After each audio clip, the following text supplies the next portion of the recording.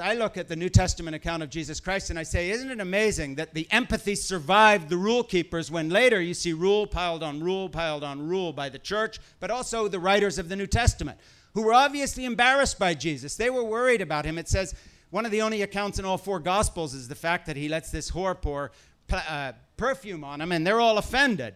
And they kind of, you can even feel the kind of arm's length, oh, because we're in an oral tradition and everybody knows this story, damn it, I got to write it down. But boy, I wish we could just go to Paul's telling women to shut up and be quiet, because that's much more Middle Eastern. The thing is, you know, you got to think Taliban and Al-Qaeda to picture the context in which Jesus was doing these things. Saying, I don't give a shit about menstruation. Go ahead, be healed. I don't care about whether you're unclean. No problem. I'm not scared of touching a corpse. It's just a corpse. He could not have been more clearly out of sync with his period of history than if he had said, if he had given us the formula for EMC squared. Serious. It's like a message to the future that would not be understood for thousands of years. And it's hardly understood today. And what it is, it's an evolutionary message that's saying, yes, you filthy primate that has crawled out of the slime and kills everything just for fun. I'm going to show you there's a different way. I didn't come to die for you. I came to live for you. I came to show you that there is another way to look at everything, and it isn't this stupid book of rules. And every time he refers to it, he says, well, it says, but here's what I'm telling you. It's Lucy and Jack understanding that a story might not have happened but could still be true. There is a meaning there, but it isn't the meaning of the superficial rule keeper who says, okay, here are the 7 things you must do and the 3 you must never do. So I think that freedom comes gradually in the spiritual journey, such as the one I talk about here in Why I'm an Atheist Who Believes in God. And that title is not meant to just be a smart-ass title to make you buy the book, that too. But it really is explained how to give love, create beauty, and find peace. And I'll tell you, finally, I'll end this talk with that and we'll do some questions. The how-to is to embrace paradox and stop looking for easy answers. Deal with it. It's the same how to have a 44-year relationship with somebody. Stop looking for the solution to a perfect marriage, and now I know it all. Just bring Jeannie a cup of coffee this morning. And then, you know, and then do the next courteous, decent, ordinary, mundane, silly little thing that forms a glorious patchwork of a life lived with someone that you care about. That's the deal. Don't look for the quick solution. And it's the same thing with faith. Whatever age you are, if you're young right now and you're a fiery evangelical, you may wind up as an atheist. If you're an atheist right now, chances are you're going to be a Southern Baptist preacher. Fact of the matter is, we're on a journey. And it isn't a question of a journey that will never end. It's an ongoing process of life. It's called evolution, both personal and ethical, of learning to be a better grandfather than a father, and also evolution in the sense of the entire evolutionary picture. Who was Jesus? Jesus was a glimpse of the end point of ethical evolution 10,000, 20,000, 5 million years before we get there. This is what it looks like. And we are not there. And we've turned it into a system of rules and regulation and exclusion. It has absolutely been turned on its head. And so I'll give you this key one more time. The context in which you can begin to give love, create beauty, and then find peace for yourself while creating it for others is not to try to find the answer to, quote, theological or philosophical questions. It is to do your version of become the person Lucy trusts.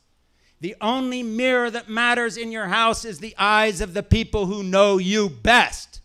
What you see written there is the truth. It is not in a book.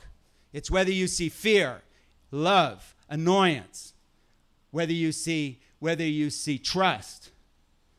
And God help me, I hope this always remains so, but you could ask Lucy of the million things that would ever happen, and one of them would not be, Ba will hurt me.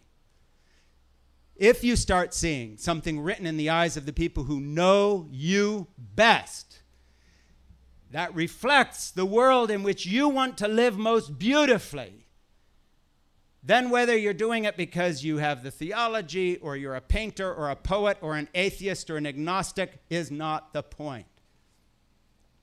It's who you are that matters, the content of your character. And people say, well, then how do you judge what that is? Simple. Look into the faces of the people who know you best. Be honest with yourself about what's written there, and you will know yourself. I know we all think in terms of math, and we all think in terms of black and white because we have that kind of evangelical salvation paradigm. You're saved or lost. That's like telling Lucy, you know, maybe I love you, maybe I don't. Everyone is saved. And so taking that approach, and I'm not talking about from God's wrath, I mean the journey we're on. Being an atheist on days when I don't believe anything, when I am cast in despair and doubt and depression, are not days when I'm closer or further from the truth, because on the days I believe, I'm believing wrong anyway. How do I know that? Because I don't know anything about God. Otherwise that would make me God. So belief is just a moving target on a path. You're never going to believe correctly. If you think you are, you're really an idiot.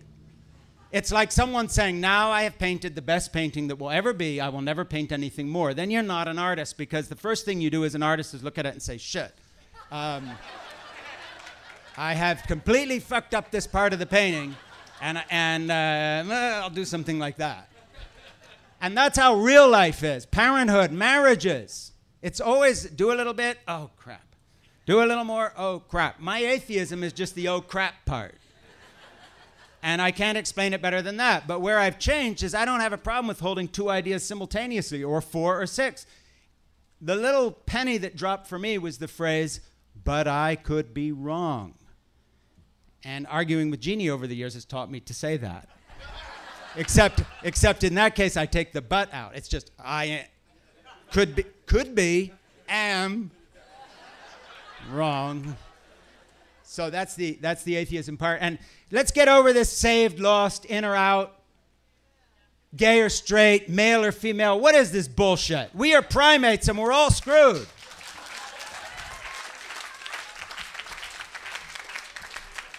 There's only one kind of person. It's a semi-evolved primate. Like I said, no kidding. That's who we are. So, of course, you're not going to be right about belief. I love Hitchens and Dawkins and these other guys, just like I love Jerry Falwell and my father and everybody else. You know, we stand up out of the slime. 10 seconds later, we're making cosmological statements about the universe and everything in it. Are you fucking kidding me? I can't even find anywhere I'm going without a Garmin.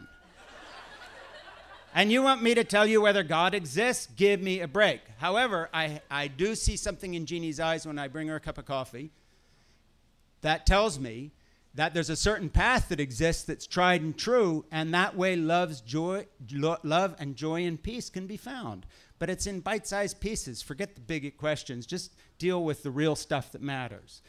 And it's no different than writing. People say, how do I be a writer? Well, start writing something and make a first draft and begin to fix it, and it won't be so good, and keep going. There's no big how-to. You just take that next step.